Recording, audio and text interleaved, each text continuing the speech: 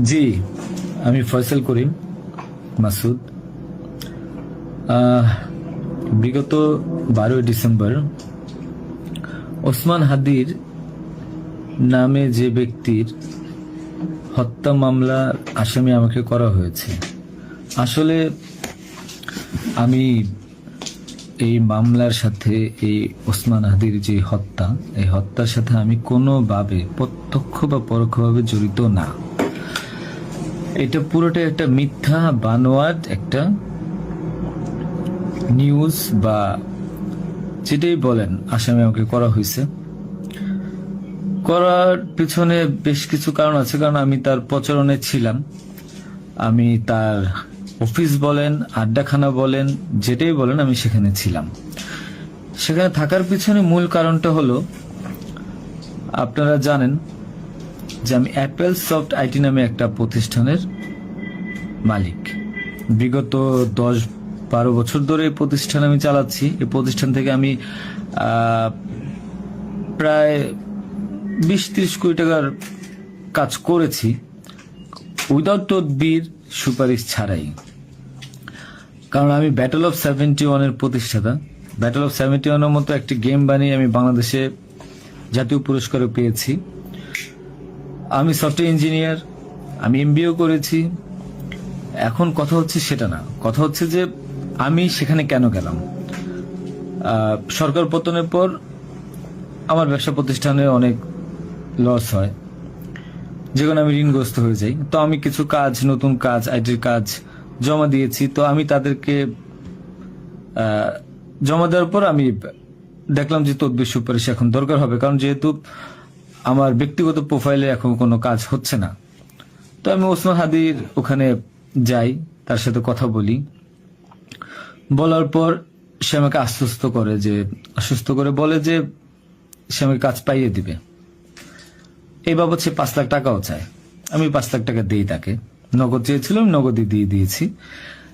দেওয়ার পর সে আমাকে বললো, ভাই আপনি অ্যাজ এ ডোনার হিসাবে আপনি আমার যেই প্রোগ্রামগুলো হয় নির্বাচনী প্রচারণা, একটা অফিস দিয়েন, বা প্রচারণে মাঝে মধ্যে একটু ছেলে পেলেরে হাদিয়া দিয়েন। তো সে হাদিয়াই বলে আসলে বেসিক্যালি। তো আমি এরপরে শুক্রবার আমাকে আসতে বলে, আমি প্রথম শুক্রবার তার সাথে যাই, প্রচারণা করি। সেই সুবাদে আমি আমার 2টা ছোট ভাই নিয়ে গিয়েছিলাম, যারা এলাকার লোকাল। তো এখন তাদেরকে হয়তো আসামি করা হচ্ছে, আমি জানি না। তারা কিছুই জানে না, যেমন আমি জানি না, তারাও জানে না। তো তারপর তাকে আমি 5,000 টাকা দিই। তার সাথে যে ছেলেটা আছে জাবের, তাকে জিজ্ঞাসা করলে জানতে পারবেন, সবার সামনে আমি দিয়েছি, এবং হাদিয়া হিসেবে সে খুব হাসি মুখে এটা গ্রহণ করেছিল। তারপর ওই দিনের খাওয়া দাওয়া শেষ, প্রোগ্রাম শেষ, আমরা চলে আসি। এরপর আমি আমার ব্যক্তিগত কাজে, নানা কাজে ব্যস্ত ছিলাম। হাদি একদিন ফোন দিয়ে আমাকে বলে, ভাই 16ই ডিসেম্বর আসছে, আপনার সাথে কিছু কথা আছে, আপনি আসেন। তার হোয়াটসঅ্যাপ মেসেজটা চেক করে দেখলে জানতে পারবেন। আমি কিন্তু তার নেক্সট শুক্রবার দিন, মানে আমি বৃহস্পতিবার দিন আমি কিন্তু যাইনি।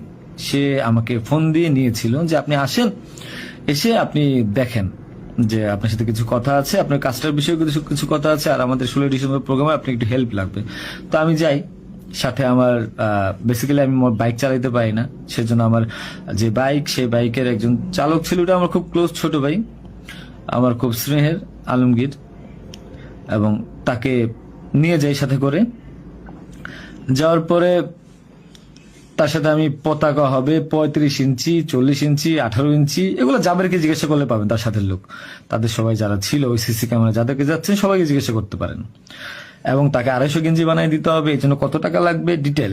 এবং ঘটনার দিন আমাকে সে রিকোয়েস্ট করে, আজকে যারা এই যে আপনারা দেখছেন হাজার হাজার লোক, শত শত লোক, হাদির তো এত লোক ছিল না, কারণ সে আমাকে নিজেই রিকোয়েস্ট করেছিল যে ভাইয়া আপনি আমাকে 5-10টা পোলাপাইন দিয়েন, আর 16ই ডিসেম্বরে 50টা ছেলে পেলে দিয়েন, যেন আমার পতাকাটা ধরতে পারে, আমার প্রোগ্রামটা সাকসেস করে দিতে পারে।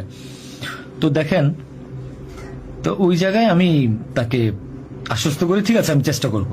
তো পরের দিন আমি যাই। পরের দিন আর মাঝখানে একটা কথা বলি, আমার এর পরের দিনই দুবাই যাওয়ার কথা ছিল, যেহেতু আমার দুবাইয়ের মাল্টিপল গোল্ডেন ভিসা আছে। আমি এর আগেও দুবাই গিয়েছিলাম। তো আমার একটা কাজে দুবাইয়ের কিছু প্রোডাক্ট কেনার কথা ছিল। তো আমার টিকিটটা আমি ওই দিন ক্যান্সেল করাই, যেহেতু সে রিকোয়েস্ট করেছে, পিছায় দিই। তো সেই বাবদে যেহেতু 10টা বাজে প্রোগ্রাম, তো আমি ভোরবেলায় বের হই, আলমগীর আমার বাসায় ছিল। আর আমার ওয়াইফ, বাচ্চা যেহেতু নরসিংদীতে থাকে, 5 আগস্টের পর তারা ওখানে সেটেল করে দিয়েছিলাম। তো থাকার পর সুবাদে আমি আমার বোনের বাসায় উঠেছিলাম। আমি কিন্তু অন্য কোথাও যাইনি, আমার বোনের বাসায় উঠেছিলাম ওদিন রাতে। তো ওই বাইক নিয়ে যাই, যেহেতু বাইকটা আমি কিনেছি। তো নাম রেজিস্ট্রেশন হয়নি। তো আলমগীর বাইকটা চালায়, আমাকে নিয়ে যায়। তো ভোরবেলা আমরা একটা উবার ডেকে আমরা একটা রিসোর্টে যাই। এটাও সত্য, ওই রিসোর্টে যে মেয়েটা ছিল, ওই মেয়েটা বেসিক্যালি আলমগীরের গার্লফ্রেন্ড।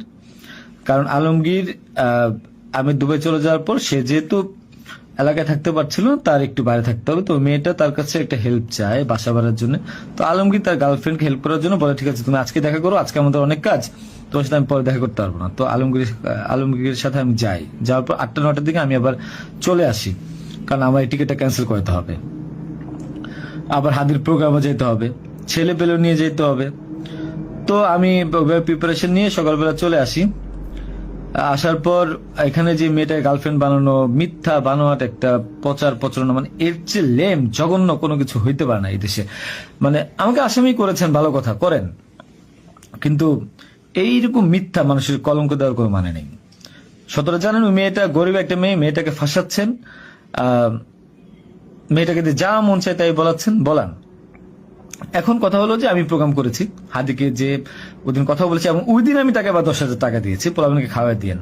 আমি আমার বাইক নিয়ে যাই, কে বা কারা এই হত্যাকাণ্ড ঘটেছে আমি জানি না। আমি 10 মিনিট আগে তার কাছে বিদায় নিয়ে চলে আসি। আসার পর আমি বাসায় আসি, যেহেতু আমি যাব দুবাই, আমি টিকিট ক্যান্সেল করেছি। আপনারা দুবাইয়ের টিকিট গুলো দেখতে পারেন। আমি একটু দেখাই একটা জিনিস আপনাদেরকে। এই যে দেখেন আমার দুবাইয়ের মাল্টিপল ভিসা। 1 মিনিট।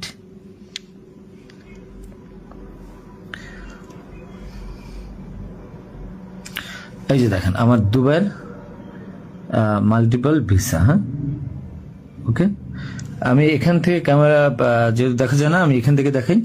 এই যে দুবাইয়ের মাল্টিপল ভিসা আমার স্পষ্ট আছে, দেখেন। ঠিক আছে, দেখেন। আরো ভালোভাবে যদি দেখাইতে চাই তাহলে দেখতে পারবেন কিনা আমি জানি না, একটু ভালোভাবে দেখেন।